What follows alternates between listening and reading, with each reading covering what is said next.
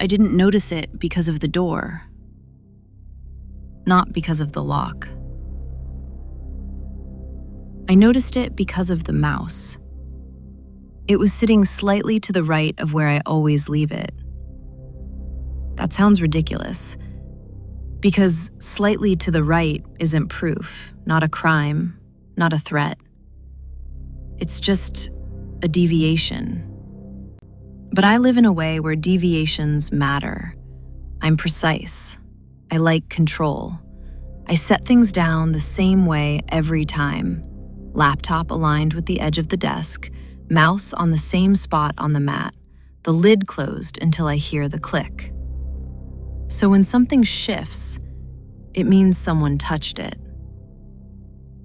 And I saw it immediately. I stood in the hallway longer than I needed to, because there was a thought I didn't want to let in. If I take one more step, I stop suspecting, and I start knowing. I walked in. The laptop was open. The screen was awake, not asleep, not black, awake. A settings window was open. Camera. I don't open camera settings. I don't use the camera. I used to cover it with a sticker. Then I stopped because I told myself I was being paranoid. It's funny how easily we trade safety just to avoid feeling crazy. The camera light was off, but the access history said it had been used at 2:16 p.m. I was at work, not I think I was, I know I was. Because at 2:16, someone messaged me, and I remember being annoyed that they interrupted me. I couldn't have been here, but the access log existed. And in that moment, it became clear, this wasn't a glitch. This was someone. I didn't panic. Panic is noise, and noise makes you miss details. I started checking everything, step by step, like debugging code. Wi-Fi log, a new device, connected for 11 minutes. The name was generic, nothing special, but the MAC address wasn't mine. I stared at it once, then twice, then a third time, and something inside me went quiet. Not fear, clarity. Someone had been here. I opened the security system history. 2:04 p.m. Disarmed. Correct code. My code. I hadn't changed it since I moved in, because no one knows it. That phrase is almost funny. No one. It sounds like protection, but it's really an invitation. Then I checked my browser history. The last searches, my building, floor plans, a list of the complex's cameras. I never searched that. And what hit me wasn't that someone had looked up my building. It was how they looked it up. Not how to get in, how not to be seen. I walked through the apartment, and suddenly I noticed things I hadn't noticed before. The chair in the living room was angled toward the front door, not toward the TV, like someone had been sitting there, watching the entrance. In the kitchen, my mug was clean. I knew I'd left it in the sink that morning. I didn't have time. Someone used the water.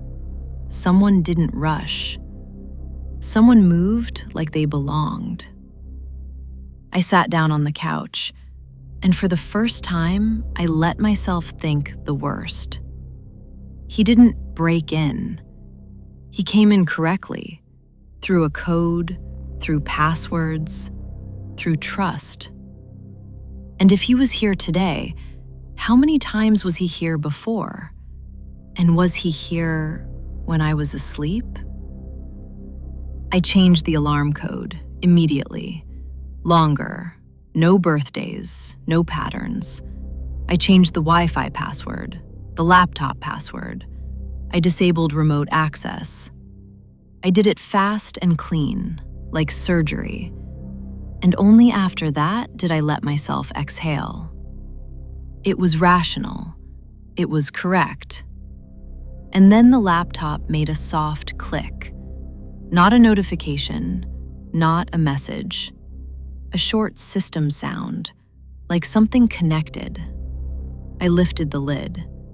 The cursor was moving, slowly, not random. Like someone was moving it in a way that made sure I could see, like a demonstration.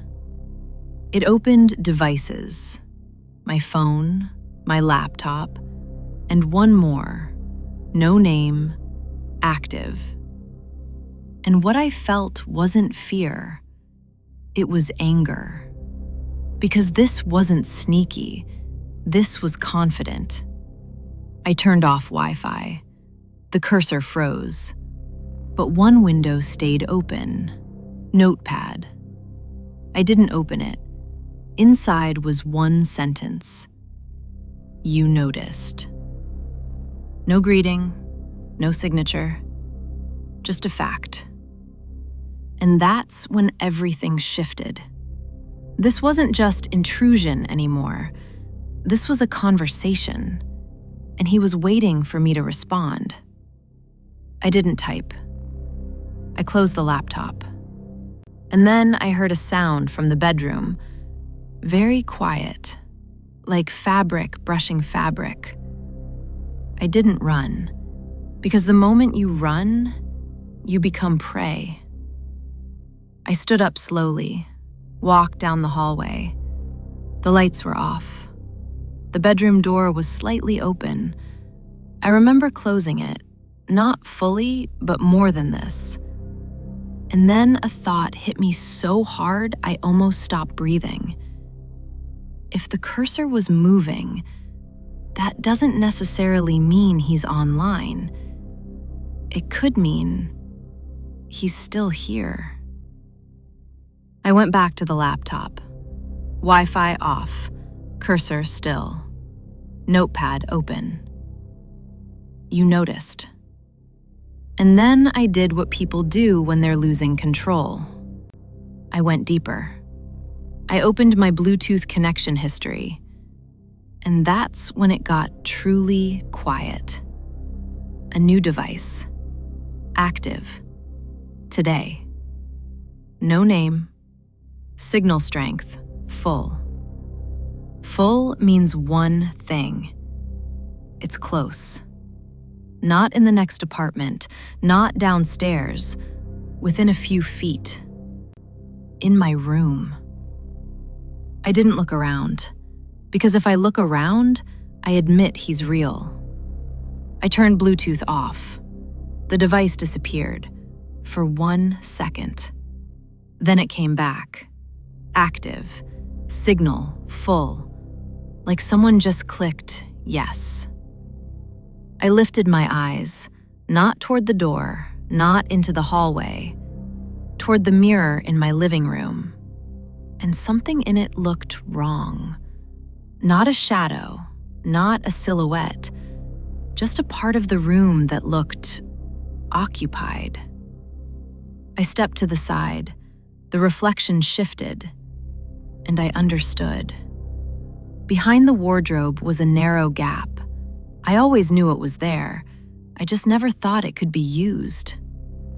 I didn't walk closer, because then the game ends. And as long as it isn't over, I still have an advantage. I took my phone, turned on recording, and I said out loud, I know. Silence. No movement, no sound.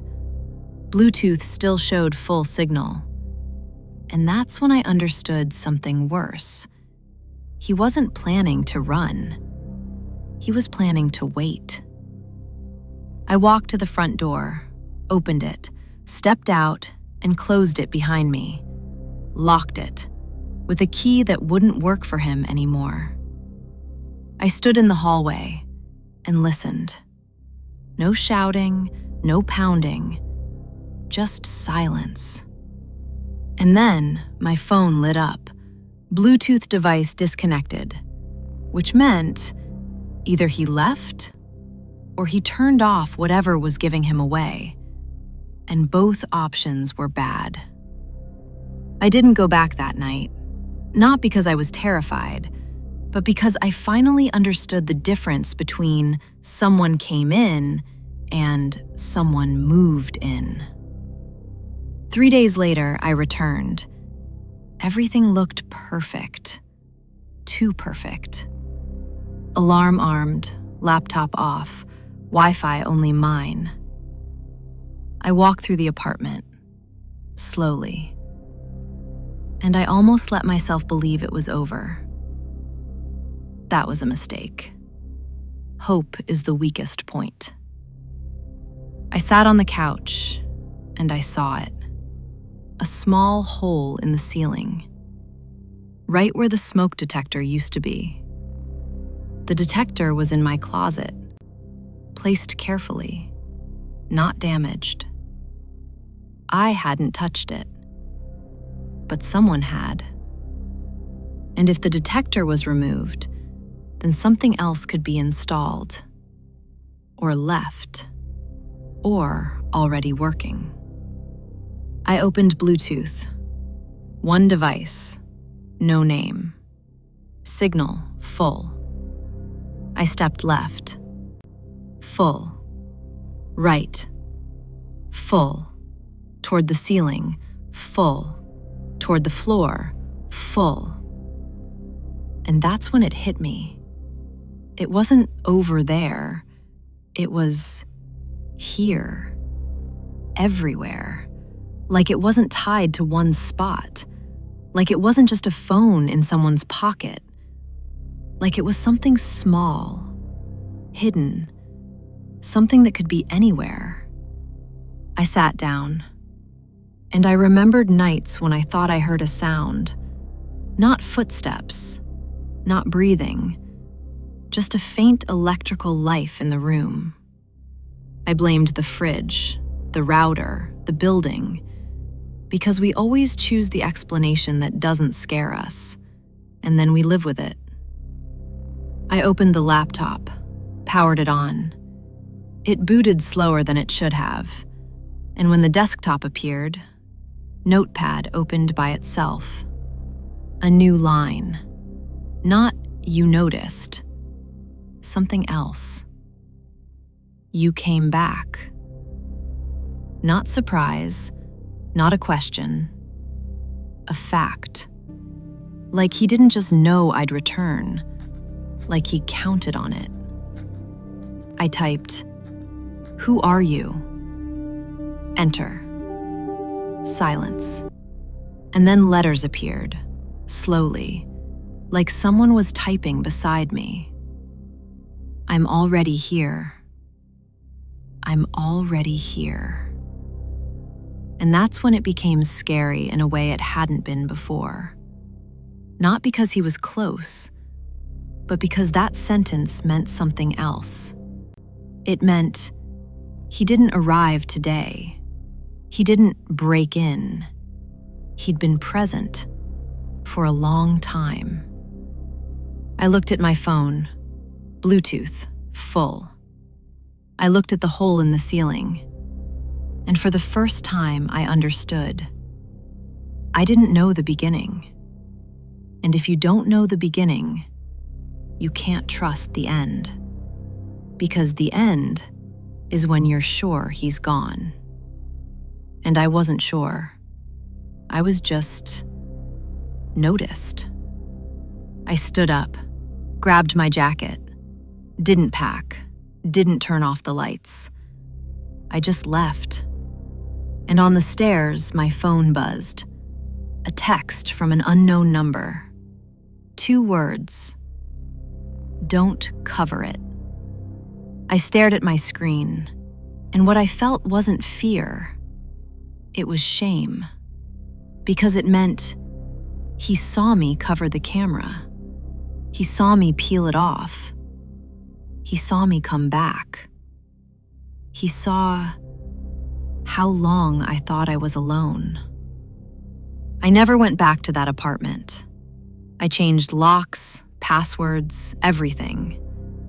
But do you know what the worst part is? Not that he was inside. The worst part is what I notice now.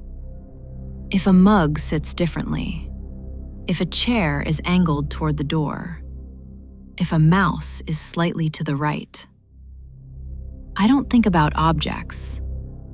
I think about presence, about signal full, about you noticed, about the moment my life stopped being mine, and I didn't even know when it started.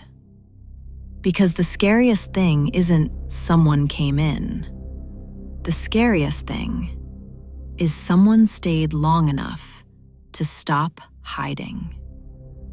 And you just didn't notice. Until it happens again.